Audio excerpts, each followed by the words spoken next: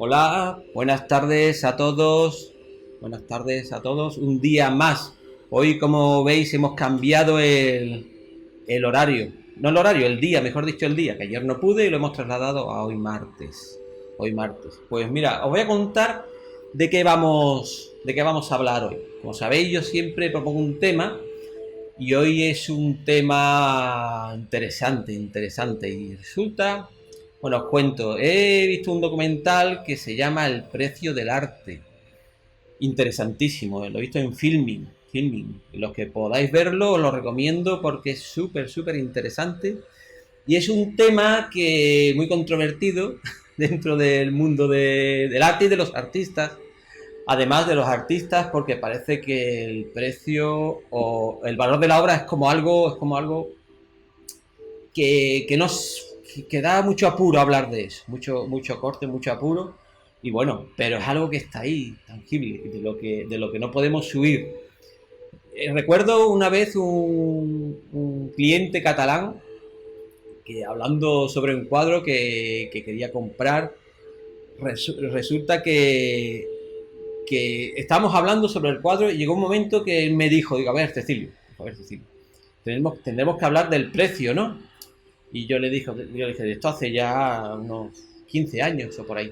Yo le dije, sí, tendremos que hablar del precio, pero bueno, es que me da apuro. Y dice, no, Cecilio, mira, el negocio es el negocio, ¿vale? Yo estoy aquí porque me gusta tu pintura y quiero comprarte un cuadro. Entonces, una parte fundamental de que yo esté aquí es saber cuánto cuestan tus cuadros.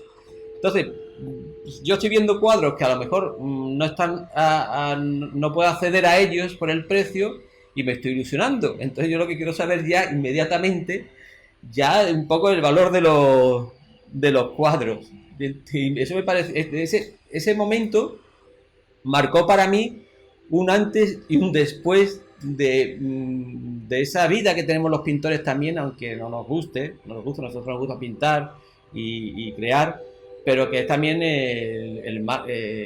la venta de nuestra obra, que por lo general la suele hacer otra gente, que eso es lo ideal, que a nosotros nos gusta poco hacerlo, pero bueno, lo ideal es eso, que lo haga otra gente. Pero nosotros tenemos que hacerlo. Entonces, este documental está genial porque tiene distintos puntos de vista. A ver, ya sabéis que podéis opinar lo que queráis, que está un espacio abierto para todos. Me veréis mirar de vez en cuando abajo, no mirar a la cámara porque sabéis que tengo el ordenador aquí delante y necesito ir viendo vuestros comentarios. Llegará el momento en que tenga alguien delante leyéndolo y diciéndomelo con un pinganillo, pero de momento tengo que hacerlo yo. Entonces me perdonáis si de vez en cuando aparto la mirada y miro así para abajo. Pues mira, es un documental muy interesante sobre el precio del arte. En este documental intervienen artistas, compradores, coleccionistas, compradores coleccionistas, casas de subasta, galerías y todo ese tipo de personas que estamos relacionadas con el arte y su venta. Súper interesante, o sea, os recomiendo que lo veáis porque va a abrir bastante los ojos a muchos que no entendéis de este mundo nuestro del arte. Y pone varias cartas sobre la mesa, ¿no? Habla sobre la relación entre la obra y el valor de la obra. Cómo llega una obra al valor que tiene.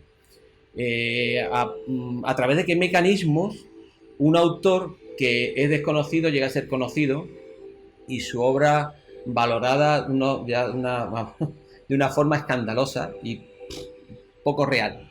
Pero bueno, el mercado es el mercado. De hecho, hablan mucho de ese pequeño del laberinto, ¿no?, que hay entre compradores, artistas, precios y todo eso. A mí me parece un tema que entre artistas hablamos bastante, con compradores también. Hay una gran pregunta que es cómo le pones tu precio a tu obra. ¿Cómo le pones tu precio a tu obra? Entonces, ¿qué pasa? Que bueno, el precio de la obra al principio de todo, cuando el mundo no era nada, no, al principio de todo, de los tiempos, en este caso de mi tiempo, bueno, pues recuerdo que la primera vez que fui a vender un cuadro La pregunta es, ¿por cuánto dinero vendo yo ese cuadro? Gran misterio. Yo recuerdo que lo solucioné porque conocí a unas personas en Sevilla, a mi gran amigo César, que tenía una marquetería. Todos hemos empezado por alguna parte. Hablamos la semana pasada sobre poner en bares. Dejamos de lado también algunos lugares muy característicos para vender pintura. En este caso fue una marquetería. Yo fui, estuve allí con un César y hablando del tema, él que controlaba un poco ya obras de otros artistas y eso, decía, Cecilio, yo creo que tu obra, que tú que vas a empezar ahora, claro, no es que estás empezando, que vas a empezar, ¿sabes? Que vas a empezar. Me orientó. Yo creo que tu obra por aquí puede andar la cosa. A partir de ahí, bueno, hay una oferta, una demanda, el nivel, la vida sube cada año, ¿no? O sea, lo que valía una cosa, algo hace 20 años no es lo que cuesta ahora. Evidentemente tenemos que ir subiendo precios. También llegó un momento un momento de inflexión en que la cosa iba muy bien. O sea, antes de 2008, de la crisis del 2008, iba todo fenomenal. Aquí todo el mundo se hacía rico, todo el mundo ganaba mucho dinero, todo el mundo quería tener cuadros. Y llegó un momento en que los artistas empezaron a subir precios pensando que esto iba a ser para siempre. Y recuerdo que en esa época me planteé, digo, bueno, es un buen momento para subir, pero no lo voy a hacer. Voy a subir lo que subo, lo normal, o sea, pasito a pasito, sin volverse uno loco, porque eso es lo peor, creo, que puede pasar a uno en este mundo nuestro del arte. Bueno, a mí me fue bien, personalmente no me ha ido mal, vivo de esto, sigo viviendo de esto, vinieron las vacas flacas después del 2008, afortunadamente seguí viviendo de esto, seguí viviendo de mi pintura, vendiendo cuadros y tal, pero sí es verdad que algunos compañeros tuvieron que bajar muchísimo los precios porque lo habían subido y ya no eran capaces de mantenerlos. Este documental habla de la élite del arte, lo que es la élite del arte actual. Intervienen dos artistas de primer nivel, que uno es Jeff Koons y el otro es Larry Pons, que uno casi, bueno, muy diferentes uno del otro. Yo creo que por eso han cogido a uno y han cogido a otro, ¿no? Jeff Koons, muy conocido por parte de su obra actual, ahora que lo que hace es reproducir cuadros clásicos y le pone un elemento, una esfera delante o algo y los convierte en actuales, ¿de acuerdo? Y el otro, si lo ves en el documental, es genial porque vive en medio del bosque, en plan casi ermitaño, él no quiere saber nada de nada, es feliz con lo que hace y sería muy largo aquí de explicar lo que cuentan, pero deberíais de verlo. Se llama El precio del arte, insisto, está en Filming. Alejandro, mira, estaba comentando ahora mismo el documental que se llama El precio del arte. Mira, nos comenta Fernando, ¿no? Dice, cuando pongo precio vendo menos, aunque si no están apuntados, al menos en un papel desconfían. Vale. Claro, pues el problema es con el físico. Mira, también hay que tener en cuenta que los no profesionales pueden tener problemas con el físico. Este es un tema que hablaremos un día de estos, en la profesionalización de la pintura y la pintura amateur, ¿no? Eso llegará el momento, Fernando, de hablar también de eso. Mira, pongo un inciso porque es importante, muy importante saber cuánto cuestan las cosas. Esto es una discusión eterna con algunas galerías y sobre todo galerías, que son los que más nos venden cuadros, y es si poner o no el precio de la obra al lado de la obra. Yo siempre les he dicho que yo lo pondría, porque cuanto más facilite la labor al cliente, al posible comprador, pues mejor. Además, estaremos de acuerdo que muchas veces las galerías son unos lugares un poco hostiles, creo yo, un poco hostiles. Y hostiles, bueno, poco acogedores a veces, ¿no? Y si encima entras y tienes que preguntar por los precios, ya es devolverse loco con eso, ya es que, vamos, ni entras. Vale que hay una lista de precios que coges, la ojeas, miras la hoja de precios, pero el simple gesto de ir a cogerla ya eso molesta. Porque entonces ya te mira el galerista diciendo, si está mirando es que va a comprar.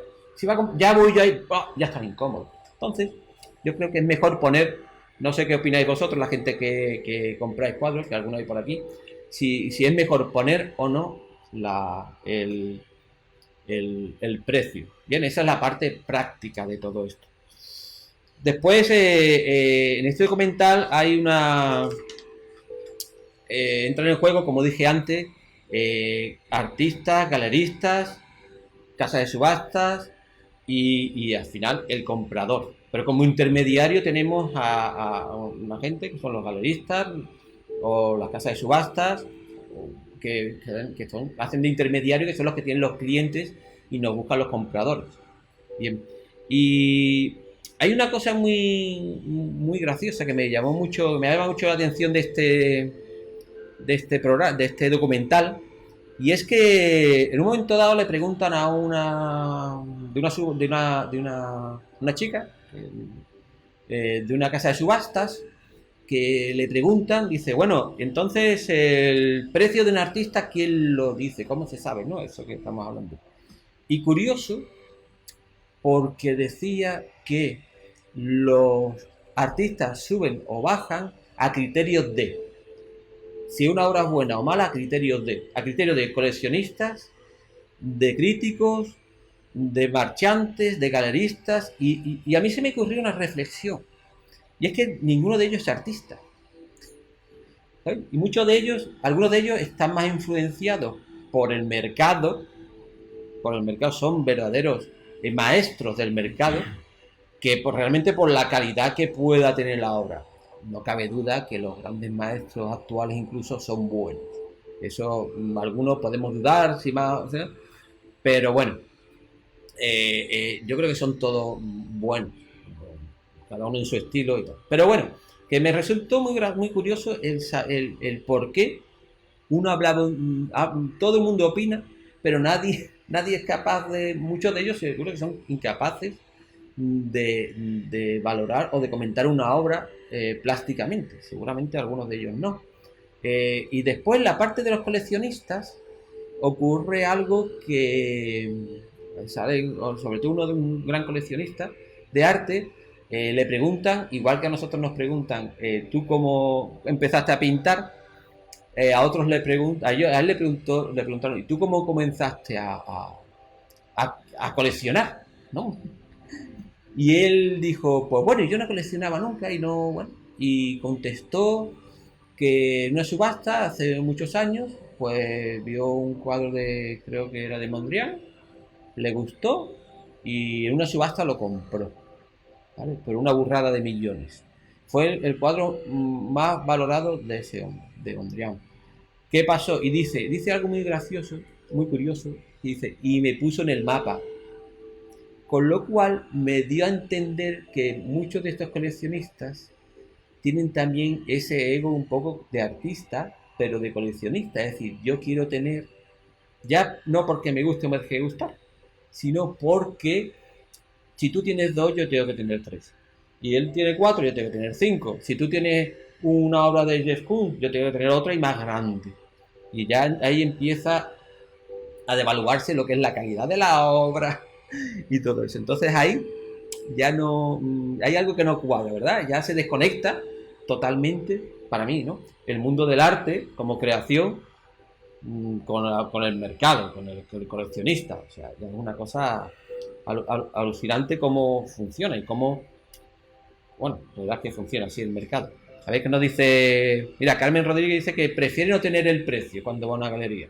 Bien, pero no libre, evidentemente. Mira, dice que Inés toca un tema muy interesante, que es la conexión entre el artista y el comprador, que son las galerías. Dice que cada vez hay menos galerías y que las ve, y dice que las ve muy necesarias, ¿sabes? Y cada vez menos galerías, aunque las ve necesarias, cada vez hay menos, ¿vale? Y es el intermediario más entretenido y eficaz. Cierto, siempre ha sido nuestro intermediario, ¿no? La galería, entre el artista y el comprador.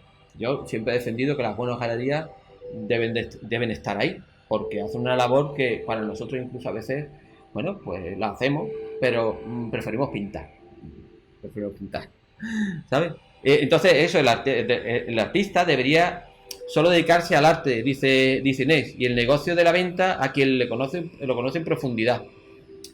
Bien, entonces, ¿qué ocurre? Que en el mundo de las galerías, por ejemplo, está ocurriendo algo muy de hace unos años ya para acá, muy peligroso, y es que muchas están desapareciendo. Y es que no están entrando en las nuevas tecnologías ni en el nuevo mundo que nos viene encima, que ya tenemos encima, de hecho, ¿no? Y se ha demostrado estos 2 o 3 meses. No son capaces de entrar. De hecho, y eso sí lo digo, bueno, como crítica, como tirón de orejas, pocas han movido nada durante este tiempo de confinamiento. Yo no he visto ninguna galería que haya hecho publicidad de los artistas en internet, con la página web, en redes sociales, en Twitter, en Instagram. Algunas sí, pero muy tímidamente. Y su función, la función de la galería, es hacer que el público conozca tu obra. ¿De acuerdo? Como decía Inés, son muy necesarios porque es el paso que hay entre el estudio y el espectador y después ya la compra. El espectador compra. Entonces las galerías deberían, bueno, pues actualizarse un poquito. ¿Qué hace? Bueno, me consta que llaman mucho por teléfono a los clientes y eso. Pero bueno, que ahora hay muchas maneras más y hay que reinventarse y darle vuelta al coco para eso. Como estamos hablando del mundo del coleccionismo, yo tengo un buen amigo, lo tengo aquí al lado, está ahí callado de momento, pero habla. Es un pequeño, bueno, sí, coleccionista que le gusta el arte, ¿eh? Le gusta el arte y tiene muy buenas piezas, muy buenos cuadros en su... Digo piezas porque además de cuadros tiene también esculturas, tiene todo tipo de arte. ¿Verdad? Incluso tiene algún disco de los Beatles, incluso original, en marca, ¿verdad? Bueno, os lo voy a presentar porque lo tengo aquí al lado, ¿eh? Y se llama Javier, ¿eh? Y mira, aquí lo tenemos. Hola, ¿qué pasa? ¿Cómo estamos? Aquí escuchándote atentamente. Escuchando mi discurso, ¿no? Inicial, ¿no? No. Pues mira, vamos a hacer algo que un poco como estamos hablando de este documental. Y voy a preguntar en qué momento empezaste tú a comprar, a interesarte. Y si antes de eso tú habías tenido algún contacto con el arte. Mira, yo te cuento un poco mi experiencia.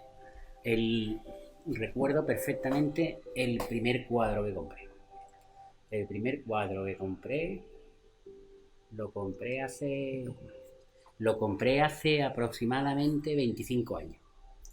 Y fue una experiencia muy, muy curiosa. Yo creo que te escuchaba antes hablar sobre el coleccionista y me parecía muy, muy real, ¿no? Muy real lo que dice, ¿no? No sabes que tienes una afición dentro hasta que no llega un momento, hay un momento que detona esa afición y que se traduce en adquirir la primera obra, ¿no?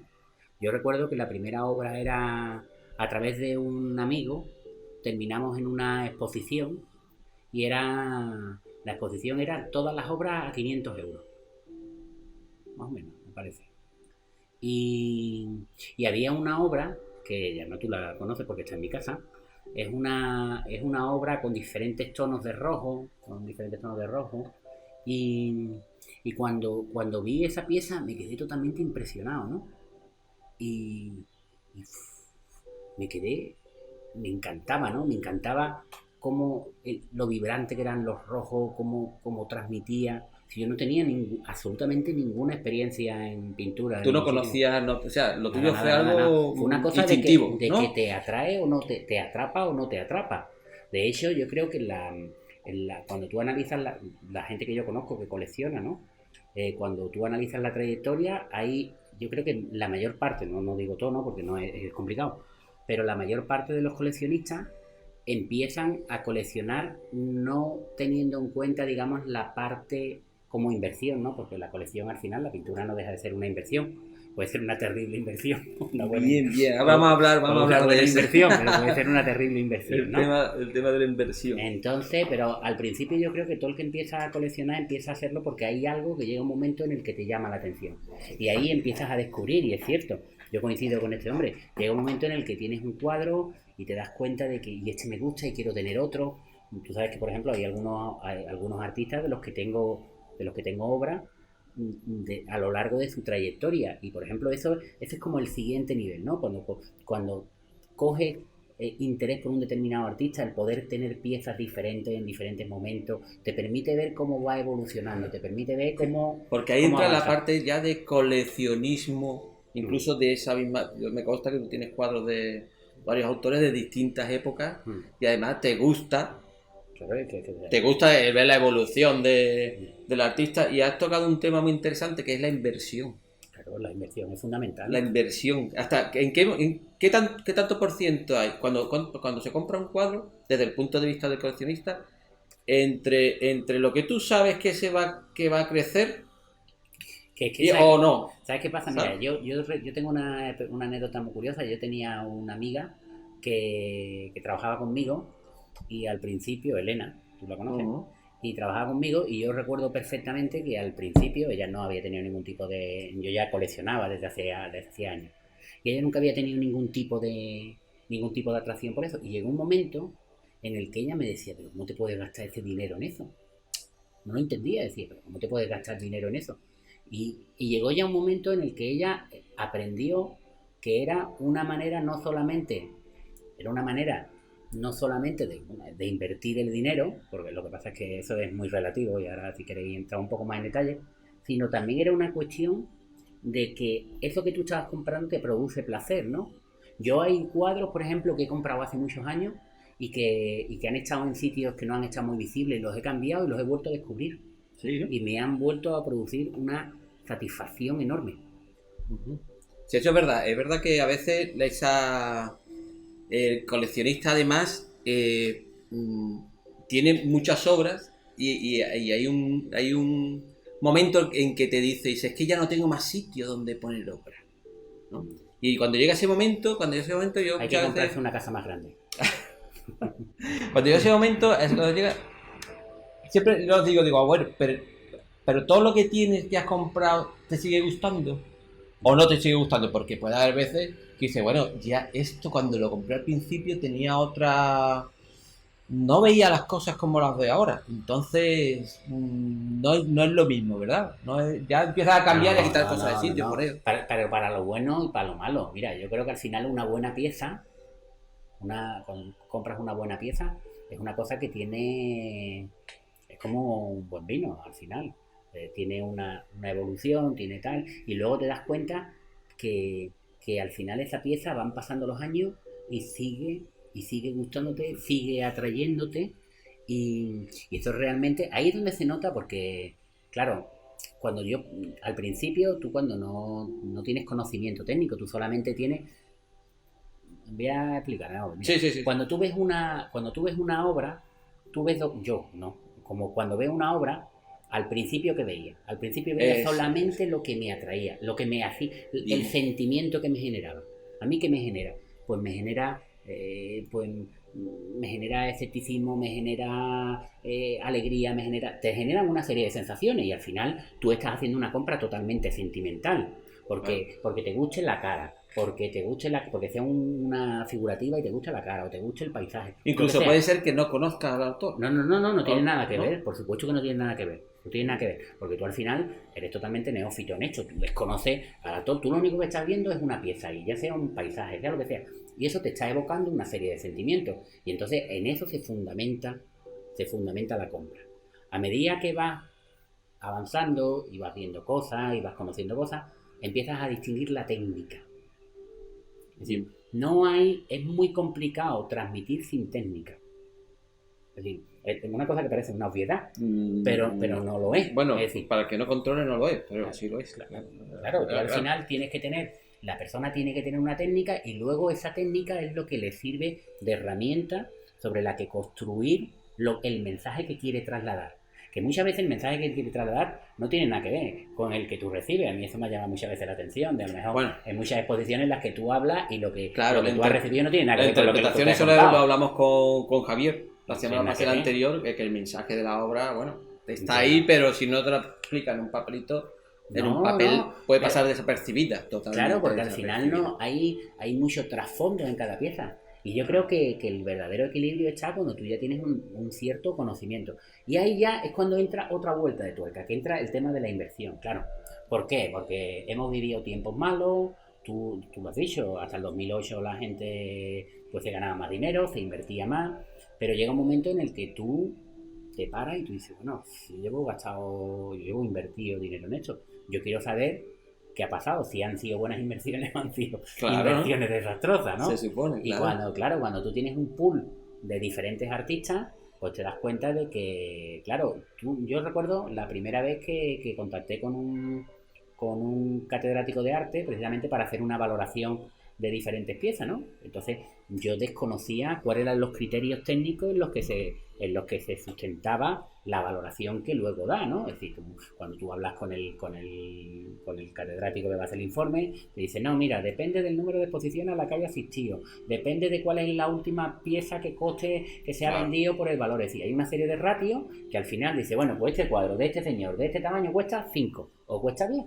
Entonces, claro, lo ha computado con una serie de datos objetivos, y si has puesto poco, pues se valora menos. Claro. Aunque sea mejor que el que has puesto más. Claro, no tiene nada que ver. Mira, yo recuerdo que me dijo Juan Ramón, que fue la persona que hizo este trabajo por mí, me hizo un comentario que me llamó mucho la atención y fue acerca de un cuadro de Pilar. Que me dijo, estábamos hablando de la valoración del cuadro, y dice, es que este cuadro ya vale este dinero solamente por la ejecución, independientemente del nombre. Porque es bueno. Claro, efectivamente. Es un buen cuadro, independientemente de la trayectoria que tenga el artista. Eso es.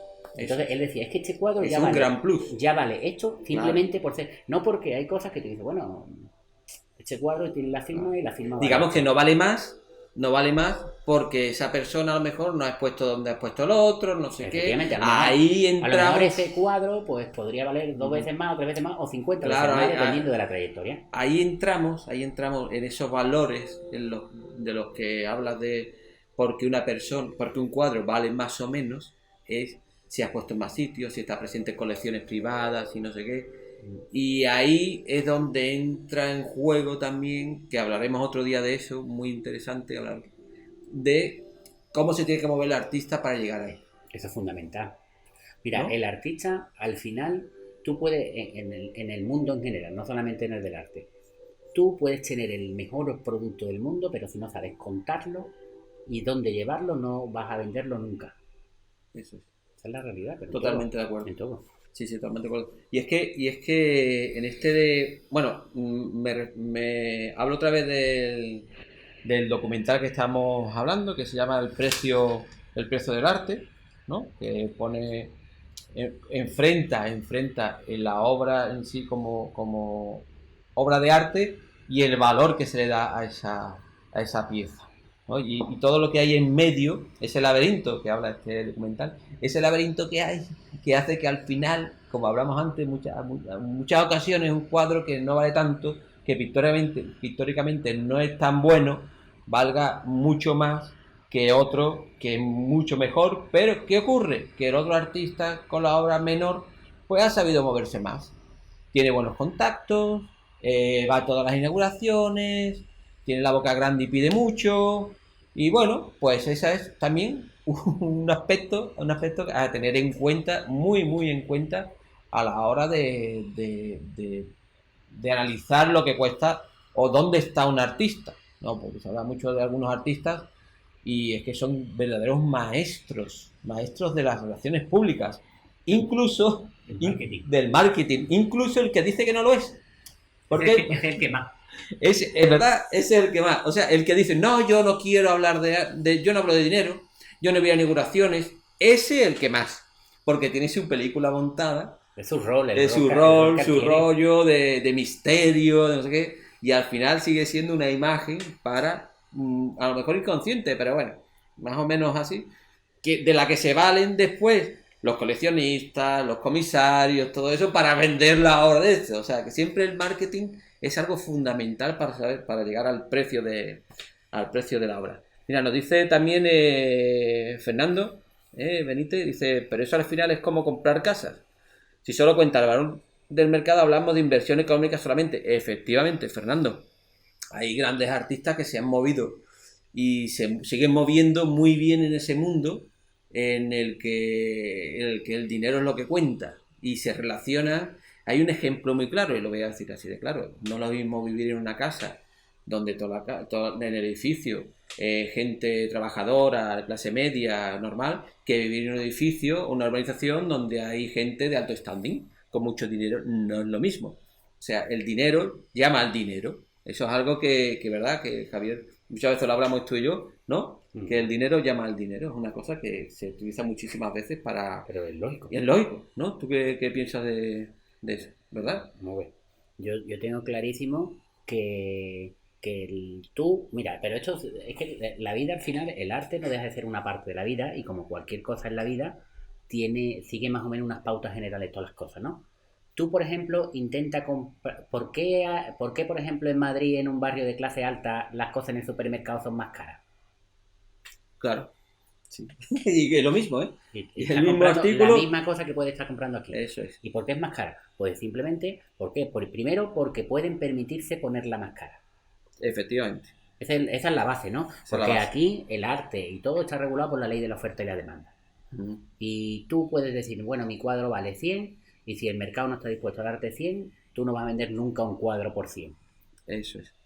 Entonces, hay que ser realista y valorar las cosas. Evidentemente, yo creo que tú antes apuntabas una cosa que me parecía interesante, que era como el quiebro que dieron muchos artistas a la hora de reducir los precios.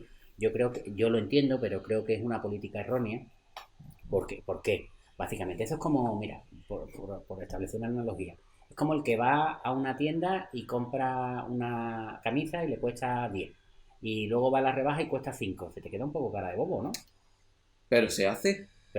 Tú fíjate que eso, pero cuando no ocurre... es lo mismo una camisa que cuando has comprado un cuadro y te has gastado 1000 y ahora cuesta 500. Sí, pero fíjate tú, Javi, que cuando eso ocurre con un coche, el mismo coche que cuesta, a lo mejor cuesta 20.000 euros, 25.000 euros, que es fácil que un coche cueste 25.000 euros. Cualquier cosa vale 25.000 euros. Tú lo consigas por 25.000 y yo en el siguiente concesionario de al lado lo consigo por 22. El mismo coche con los mismos... Igual. Y es como los billetes de avión, ¿no? El mismo vuelo, que la publicidad que hacen, ¿no? Sin embargo, tu coche ha costado 25.000 y el mío ha costado 22.000. En el arte eso no se admite. No sé por qué, pero no se admite, pero podría ser. Mira, de hecho hay artistas súper cotizados que son como la bolsa. Lo comenta uno de los coleccionistas en el documental, que dice, este lo compré por tanto, pero ahora cuesta menos, porque Hermann Hirsch, porque se ha devaluado su obra. Y a lo mejor dentro de 2 años se vuelve a subir. Es como... Sin embargo, nosotros que estamos en la base del arte, de la compraventa de arte, no se nos deja movernos ni un ápice. Se nos deja muy poco margen de movimiento. Yo estoy de acuerdo contigo que cuanto menos se mueva, mejor. No, pero mira, tú decías antes una cosa que me parecía inteligente por tu parte. El hecho de ser coherente. Claro. Coherente en tu política de precio. Es decir, vamos a ver. Tú, esto es como el típico chiste del mecánico que te cobra 10 por apretarte una tuerca, ¿no? Y dices, si nada más que apretarte una tuerca, y dices, ya, pero que sé qué tuerca hay que apretar, ¿no? Claro. O el otro que que pinta una línea y dice, es que pintar esta línea me ha costado 20 años. Claro, sí, porque tengo 20 años pintando esto. Claro, entonces, ¿qué ocurre? Tú al final, evidentemente, mira, la realidad es la que es decir, cuando estamos hablando de la base del arte, ¿no? Porque ahí estamos hablando de Champion Lee, ¿no? Eso es el top. Tú hablas de eso claro. Pueden cotizar en bolsa, sus marcas se están valoradas, nada más que su nombre ya es una marca, es otro nivel. Pero cuando estamos hablando del día a día, del artista, del creador, que tiene que luchar para vivir, porque al final hay que vivir. Hay que vivir, porque al final tú puedes intentar llevar un cuadro al Mercadona, pero lo mismo no te lo acepta la de la caja. Creo que va a ser que no. No te lo acepta. Creo que va a ser que no. Puede ser que sí, si le gusta la obra, puede ser. Y que ella lo ponga en su bolsillo, o él. Pero desde luego no es lo normal. Entonces, al final tú tienes que comprender que el artista, que es un creador, pero es un creador que tiene unas necesidades. Ese creador tiene que tener una política de ingresos, ¿no? De tal manera, porque al final, mira, vamos a ver. Eso es ¿cómo es la pirámide de Maslow, ¿no? La que dice que primero vamos a comer, y luego a partir de ahí empezamos a pensar en más cosas. En más cosas. Eso es. Y yo creo que eso es un ejemplo clarísimo. Sí, es verdad que hay gente que es muy buena, gente que es muy buena y que no está valorado realmente. Tú ves piezas y tú dices, bueno, esto parecen verdaderas maravillas con unos precios muy, muy ajustados, ¿no? Y sin embargo ves cosas de gente que Cierto. Dice... Cierto. Y nos movemos en un mundo de compra-venta en el mercado. Claro.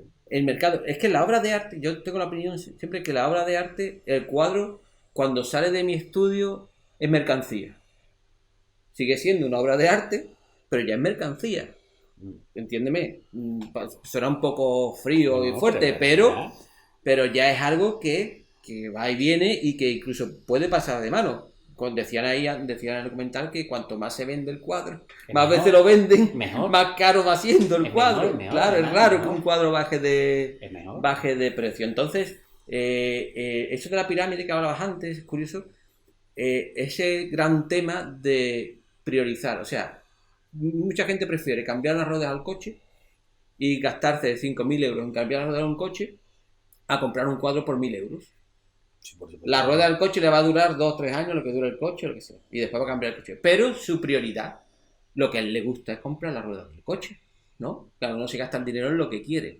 Lo que sí es cierto que mucha gente tiene miedo a comprar en igualdad de condiciones. Muchas veces dice, bueno, no, voy a comprar la rueda del coche, ¿sabes? En vez del cuadro. ¿Por qué? Porque es algo que te atrae un poquito más, tiene un plus, ¿no? O sea que, y al final, lo que podría ser una compra, una buena compra, pues nada, al final, bueno, puedes comprar la rueda del coche, ¿sabes? Tengo amigos, clientes, o clientes en general, que hacen grandes esfuerzos, me consta que hacen esfuerzos para comprar cuadros, ¿sabes? Sí. Pero y además, siempre los artistas y las galerías y todo damos facilidades. O sea, financiamos, ¿no? Somos los financieras, también somos financieras y damos todas las facilidades. Hombre, yo invito a la gente desde aquí, ya que estamos hablando de este tema, a que si se anima, bueno, pues que dé el salto, ¿verdad? Que dé el salto a comprar y a tener obra original en su casa. Yo creo que, mira, tú antes contabas la anécdota del cliente este catalán, y yo creo que es una anécdota que viene muy, muy bien al caso, ¿no? Vamos a ver. Hay que perder el pudor a hablar de dinero. Es decir, hay que perder el pudor. Eso es.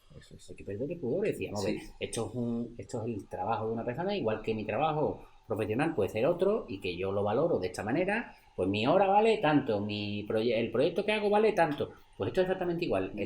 La pieza no deja de ser el culmine de una expresión creativa. De un proceso creativo. Lo apunta Inés aquí con muy buen criterio, que dice que es verdad que lo que estamos hablando del mecánico no es un proceso creativo.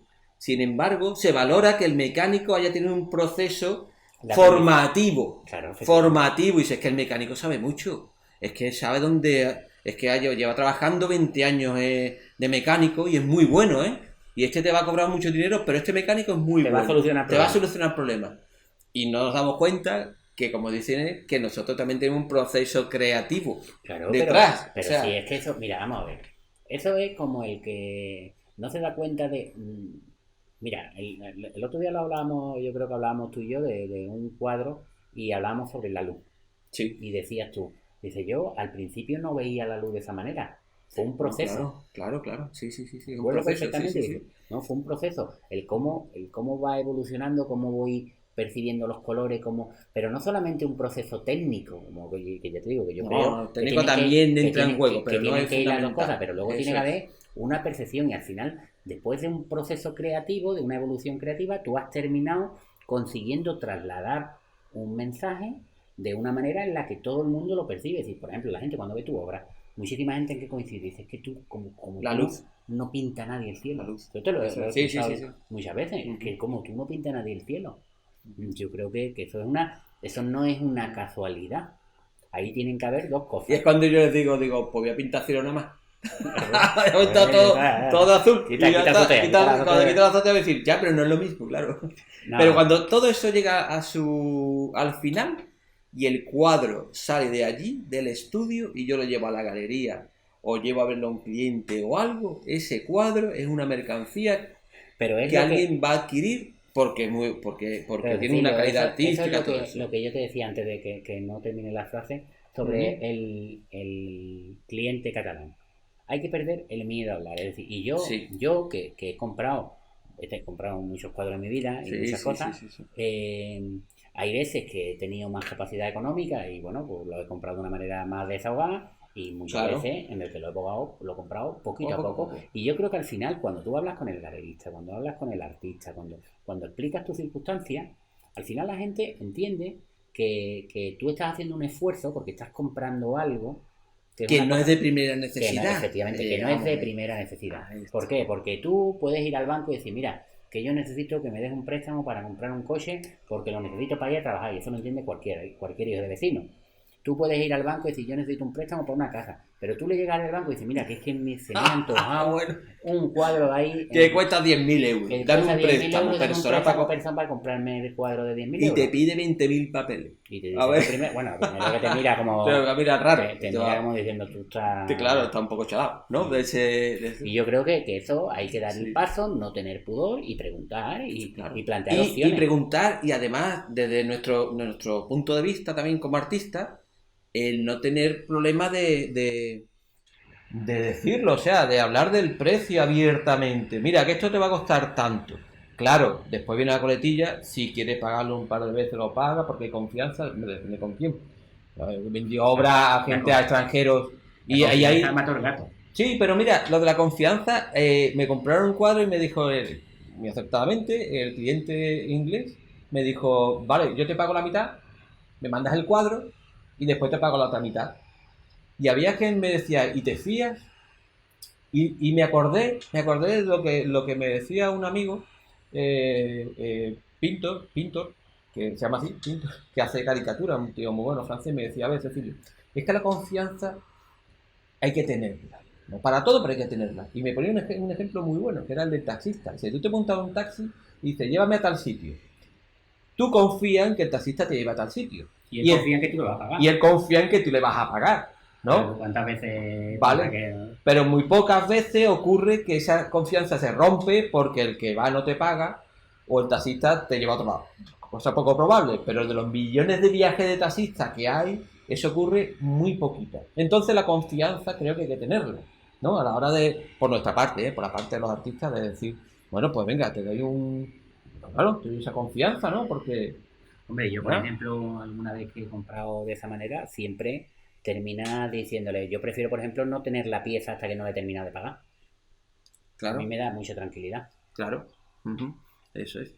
Efectivamente. Mira, estaba hablando Eduardo Ruiz Guyuri, un buen amigo también que tiene una colección muy buena de arte, y dice que él compra porque le gusta. Y después si eso coincide que coge valor, vale, porque además tiene un nombre importante, como él decía aquí, a ver si lo encuentro por aquí, que nos hablaba de esto ahora. Dice, bueno, tiene de Gustavo Bacariza, de Grosso, de Romero, de Resendi, de gente, bueno, sobre todo en Andalucía, muy, muy conocido, a nivel de España también, que cuando los compró la familia, eran pintores coetáneos de la familia y no eran conocidos, pero no eran tan conocidos como ahora. Y esos cuadros ahora sí cuestan un dinero que antes no costaba. La familia no compró pensando que eso era una inversión. Me consta que Eduardo, excepto en muy pocas ocasiones, hace eso de decir, bueno, es una inversión, la compro. No, él ve algo, le gusta y a veces acierta. Decían que los coleccionistas, algunos coleccionistas dicen que ellos compran y cuando no hay valor seguro, de 10 con que uno salga, Sí. han acertado. Pero eso te da la idea de que son inversores. Más inversores Y además, que amantes del arte. Inversores de riesgo, además. Porque... Sí, bueno, de riesgo, esa palabra que está muy de moda ahora, las inversiones de riesgo, de unos pocos de años para acá, que han quebrado un montón de empresas. En los años 80 fue brutal como muchísima gente con dinero, sobre todo americanos con dinero, se metieron en el arte como si fuese la bolsa. Ellos vieron el mundo del arte y dijeron, si esto es parecido, encima voy a jugar. Especular. Efectivamente. Y ahora voy a jugar a la bolsa pero con el arte. Claro, y se lió parda. Imagínate, gente que habían vendido su obra por $1000, ahora costaban millones. O sea, había pasado por 2 o 3 manos y por magia. De hecho, en el documental, tenéis que verlo, el documental, hay un momento de un coleccionista muy bueno. No voy a reventar mucho. Bueno, aunque reviento igual porque está Spoiler, momento spoiler. Momento spoiler, está bien, muy bien verlo. Un empresario creo que era de Nueva York, que tiene una empresa de taxis y se dedicó a comprar arte, pero arte contemporáneo de la época. Por unos precios, dice que iba buscando la ganga, ¿no? Iba comprando. Y un día se le ocurrió subastar su obra de arte, su colección completa. Y se montó una subasta, la pera limonera, la subasta más importante en Estados Unidos hasta después de la Segunda Guerra Mundial. O sea, la leche. Y a partir de ahí, por lo visto, fue un momento de inflexión donde muchísimos artistas se cotizaron de una forma espectacular. De hecho, uno de ellos, que no recuerdo el nombre ahora, que será el documental, va y le increpa, incluso lo empuja, diciendo, tío, si tú me pagaste tanto por la obra y la has vendido por una burrada, dice, ya, amigo, pero ahora a ti te la van a comprar por una burrada, así que te he hecho un favor. No, por supuesto. No, o sea, que no te quejes. Y después se queda pensando un momentito y lo abrazo y diciendo, es verdad. ¿No? Es gracioso porque el mundo del arte siempre está lleno de especulación. En ese nivel, claro, como tú dices. Nosotros estamos hablando de la base, de la gente que somos los guerrilleros, ¿no? La gente que nos dedicamos a la pintura, que nos gusta pintar y que bueno, que vamos, como dices, luchando. Yo no me quejo, personalmente no soy quejica, me da igual. Bien, estoy bien, pinto lo que quiero, hago lo que me da la gana, el que quiera comprar que lo compre, el que no quiera que no lo compre, ¿vale? Pero lo tengo muy claro que el camino es como la hormiguita, pasa. Y no estancarte, pues siempre hay que aspirar un poquito a más, ¿no? Yo vivo en Cádiz porque me gusta vivir en Cádiz, pero los compradores en Cádiz son limitados. Hombre, hay una cosa que es una realidad, es decir, por ejemplo, objetivamente, no hablando, hay una cosa que es una realidad. Si tú, por ejemplo, en vez de estar viviendo en Cádiz, estuvieras viviendo, y esto es mi opinión personal, ¿no? Estuvieras viviendo en Madrid, probablemente tu obra podría tener mucha más proyección de la que tiene. ¿Qué ocurre? Que ahí entra lo que tú decías antes, ahí entran muchas cosas, ¿no? Eso no significa que solamente se puede triunfar en una gran ciudad, eso no es cierto. Hay gente que pone ejemplo, ¿no? Pero hay que estar, de empresa. Pero hay que estar. Claro, hay gente que pone ejemplo de empresa, ¿no? Dice, pues que ha montado una multinacional desde Cuenca. Y tú dices, joder, desde Cuenca. Y dice, claro, pero bueno, depende del tipo de negocio, claro. Pero al final el arte no deja de ser, tiene una componente, el arte me refiero al mercado del arte, ¿no? Sí, estaba hablando del mercado del arte, efectivamente. El mercado del arte tiene una componente de relaciones humanas fundamental. De contactos. Eso es. De ver quién conoce a quién, cómo puedes exponer en tal sitio, Eso de tal obra. Sí, siempre. Y tú, esas relaciones, al final, mira, hoy venía yo hablando con un amigo y le hablaba sobre otro tema y le ponía el refrán ese que decía que dice que aquí en buen árbol se arrima, buena sombra le cobija, ¿no? Eso es verdad. Es verdad. Y hay que encontrar el árbol, Hay que encontrar el árbol adecuado y al final, pues un tipo, si además luego lo une a que el tipo es bueno y que no sé qué, no sé cuánto, pues sus posibilidades de proyección son mucho más altas. Claro, mira, lo que decías de la ciudad, en la proyección de un artista, es lo mismo que decía antes de vivir en un edificio de clase popular, exactamente igual, con todo mi respeto, a vivir en una urbanización media alta, de alto standing, ¿no? Eso es exactamente igual. En una ciudad como Cádiz o cualquier ciudad de capital de provincia, ¿no? Capital de provincia, aquí en Andalucía, por ejemplo, ¿no? O cualquier de España, no es comparable a Madrid o Barcelona. No, pero tú lo sabes, pues el tema de negocio no es lo mismo. Tú tienes que viajar a Madrid por mil cosas, pero fundamentalmente porque ahí se mueve mucho dinero. Claro, pero ¿o no? Pero vamos, claro. Pero esto es una cuestión de población. ¿Cuántas personas viven en Madrid? Claro. 5 millones de habitantes en todo. Pues de 5 millones de... ¿Cuántos viven en Cádiz? 200 o 300, los que sean. ¿Cuántas de las personas de los que viven en Cádiz tienen renta suficiente, tienen una renta anual suficiente como para poder comprar arte? Escucha, también te digo una cosa. Y empiezan a mirar es verdad, y dicen... es verdad, pero también te digo una cosa. Sí la hay. Claro que la hay. En Cádiz también la hay. En Claro. Cádiz hay gente... En Cádiz, bueno, en Cádiz o en cualquier otra ciudad, digo Cádiz porque estamos en Cádiz, pero podemos remitirnos, aunque no quiero ser localista, lo podemos remitir a cualquier ciudad de España. Yo he vivido en Vigo muchos años, por ejemplo, también, ¿no? Y he vivido también en Alemania también. Y cada ciudad es al final lo mismo, es lo mismo. Hay mucha gente que tiene mucho dinero, pero no se lo va a gastar en comprarse un cuadro. Es más, mira, perdona, te voy a poner un ejemplo. Hace unos años en Vigo, en la marquetería donde yo voy a marcar, de mi amiga Elena, llegó una señora que me he acordado ahora de estos días de ella por el momento de la crisis que estaba viviendo y tal, ¿no? Y dijo, me encanta ese cuadro, Cecilio, pero ahora no te lo puedo comprar. Y yo dije, ¿por qué? Bueno, vale. No le pedí explicaciones, pero me las dio. Dice, no, mira, es que está la cosa muy mal, entonces no sé si a mi hijo lo van a echar de la fábrica, entonces estoy ahorrando el dinero por si acaso para ayudarlo. Y yo le dije una cosa, la señora se quedó un poco así sorprendida, digo, mire señora, a su hijo lo van a echar de la fábrica. Me dijo, ¿por qué? ¿Cómo sabes tú? Digo, porque usted no mueve el dinero. Su hijo fabrica un producto en la fábrica donde trabaja, ¿no? Y ese producto hay que comprarlo. Gente como usted no está comprando porque tiene miedo a que echen de la fábrica. De usted por seguro que a su hijo lo va a echar de la fábrica si usted no sigue moviendo el dinero. ¿Qué decimos estos días? Lo que ya lo tenemos más claro de después del 2008, ¿no? Esto es aviso a navegantes. Hay que mover el dinero. Hay que gastar. Hay que gastar para que otro gane y se mueva la economía. Si no se mueve y nos morimos de miedo, no se mueve. A mí me gustaría hacer un recordatorio de una cosa que dijiste antes y que me parece que es importante. Tú has dicho antes, cuando has hablado de las galerías, porque al final, en este contexto, en este ecosistema económico en el que nos movemos entre el artista, el comprador, el medio, al final la galería es un punto intermedio. Y yo creo que la galería, no solamente, yo coincido contigo en que no ha hecho ningún tipo de actuación para fomentar al artista, pero yo daría un pasito más y te voy a decir en qué daría ese pasito. Yo creo que la galería, tú has dicho antes, hacías referencia a que hacía llamadas a sus clientes. Es que eso no es suficiente. No es suficiente por una sencilla razón. Hace 20 años la llamada Hace 20 años sirve sí. cuando el comprador es fulano, mengano, y tú tienes una lista con 10 señores que son los que compran arte. Entonces tú los llamas, mira, que tengo aquí, que esta pieza, que es muy buena, que tal. Pero vivimos en un sitio en el que hay gente joven que puede comprar arte.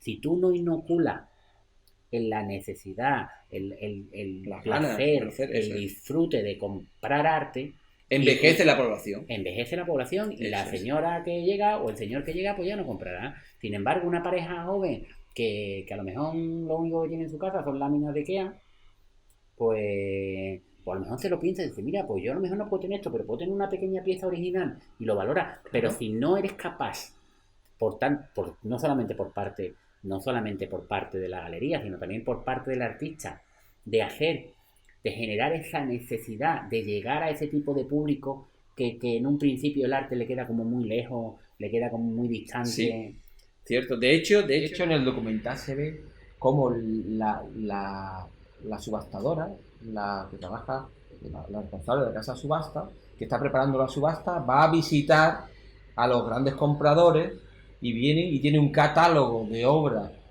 bien hechito y les va proponiendo y vendiendo esas obras. De tal forma que cuando la ven dice, esta la quiero yo voy a pujar por esta obra. Y se está asegurando se mueve para todo eso. Decía antes Fernando también que en esto de la especulación hubo unos años una estafa piramidal, que se llamaba así, de arte y naturaleza, que vendían obras de arte a ciegas. Tú invertías y se supone que invertías en un valor seguro, ¿vale? Pero el valor seguro además a lo mejor era Pepito de los Palotes de no sé dónde, que no lo conocía mucha gente. Entonces, claro, eso al final, cuando llegó un momento que se tumbó. Y eso fue un momento clave en la especulación de hace unos años ya de eso, y la verdad que hubo bastante gente implicada. Pero la verdad, es un tema que da para mucho, para mucho. Vendremos con algún colega también para hablar de esto. Tenemos que, mira, pregunta aquí, ¿qué opinamos de Hernán Cortés, paisano gaditano y pintor? Hombre, no queremos aquí hablar de nadie en concreto, estamos hablando de un tema, ¿verdad?, general, pero sí es verdad, y diré como nota que Hernán se fue a Madrid. Él tuvo la oportunidad por familia, por contactos, de irse a Madrid y allí pues bien, todos conocemos, y si no, Su su trayectoria. trayectoria de Hernán, que pinta a ministros, a reyes y todo eso, y supo manejarse en ese laberinto y llegar a lo que él quería, Pero es ¿verdad? que Pero en Madrid, ¿verdad? Sí, eso es. Hernán es coetáneo de otros artistas que conocemos y que también son, Claro. que tienen un nivel, no es cuestión Sí, de sí, ponerle no, no, nombre no, a no, nadie, no. pero es coetáneo de artistas que también hacen retratos magníficos y que sin embargo no tienen ni por asomo la cotización que puede tener Hernán, ¿no? Y evidentemente eso ha influido. Si tú quieres pintar ministro, te tienes que ir a Madrid. Claro, el ministro no va a venir acá a decir que tú lo pintes. Quiero decir, no, y Hombre, la persona que es responsable de encargar ese no está aquí. no, Bueno, está. puede estar, pero te lo tienes que conocer. Ya nos metemos. Dice Inés, ya vamos acabando, que es verdad que está cambiando, afortunadamente, cada vez hay más gente joven que se está introduciendo en el mundo del arte. Aún así, estoy contigo que hay que inocular más a Sí. fondo y hacerles ver, Buscar buscar formatos. fórmulas, formatos y que las hay. Pero la galería, siento decirlo de nuevo, están en un plan inmovilista que es lo de siempre, que Pero es expongo, Pero expongo, expongo. yo creo que hay que, pero esto es como mal ajeno consuelo de tonto. Es decir, como ves, mi madre tiene un refrán que a mí me gusta mucho y que dice que el que le duele la muela es el que se la saca. Entonces, si la Claro. galería, que hasta en el concepto tradicional de negocio ha sido el engranaje, el interlocutor, no está funcionando, pues tendrá que ser el artista o el colectivo de artistas el que se movilice y el que genere esa necesidad que tiene. Lo intentamos. Yo me consta. Lo intentamos desde aquí, incluso, ¿no? Con este pequeño programita así casero que hago todas las semanas, intento, y los directos pintando, ¿verdad? Intento siempre el inocular, ese, como tú dices, ¿no? Que le pique el gusanillo del arte y no hace falta pintar, que eso es muy curioso, porque mucha gente te dice, me gusta el cuadro, pues yo no pinto, digo, ni falta que hace que pintes. O sea, yo me gusta la guitarra y no toco la guitarra. Me gusta la música y no soy músico, ¿verdad? Pero sí es verdad hacer un llamamiento aquí a la gente a que se anime a... Bueno, que es muy bonito tener una obra original en tu casa, Hombre, ¿o no? eso es ¿Verdad? totalmente. Eso es que no tiene nada que ver ¿Cómo lo describirías tú? Es complicado, Vamos a ¿verdad? ver, al final tiene una cosa que parece un poco cursi, pero al final cuando tú tienes una obra, tú tienes una parte del alma del creador. Sí, Una obra original es una parte del alma, es una parte del momento creativo de esa persona, del momento creativo, cómo se sentía, si se sentía bien, si estaba... Todo se traduce al final en la ejecución de la obra. La obra no sí. es como el que aprieta un tornillo que le mete presión 8, no, no. Una obra refleja perfectamente el estado anímico. Como yo, por ejemplo, recuerdo un cuadro tuyo que es del Pirulí y tú me contaste a mí, por ejemplo, que ese cuadro lo pintaste, lo pintaste estando viviendo en Vigo.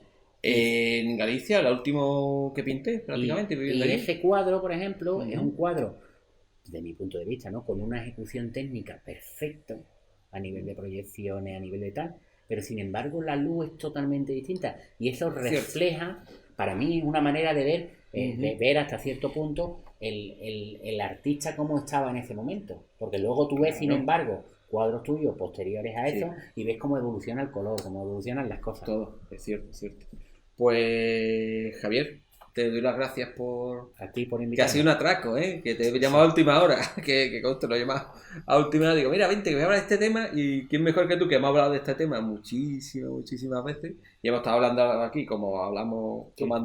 que nos vamos a tomar ahora, por cierto, Hmm. un vinito o algo.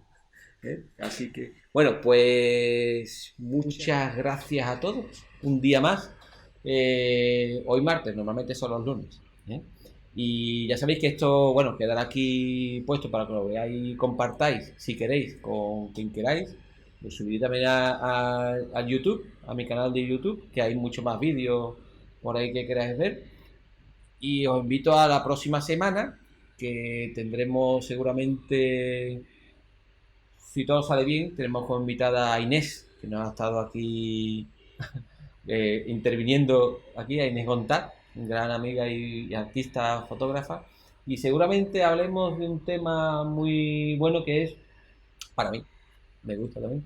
Y lo tocaremos muy, bueno, sí, sí, muy, va a ser yo creo entretenido y muy didáctico. El tema de la mujer en el mundo del arte. Pero no, vamos a tocar de un punto de vista totalmente artístico, y histórico y sin más, ¿no? Porque suena un poco así como a la mujer, ya, ya. Va a ser súper interesante, así que espero que Inés pueda estar con nosotros la semana que viene, aquí, seguramente aquí, bueno, el estudio, el lunes que viene, y estaremos con ella. Repito, muchas gracias por estar ahí y nos vemos el próximo lunes, si os apetece. Muchas gracias.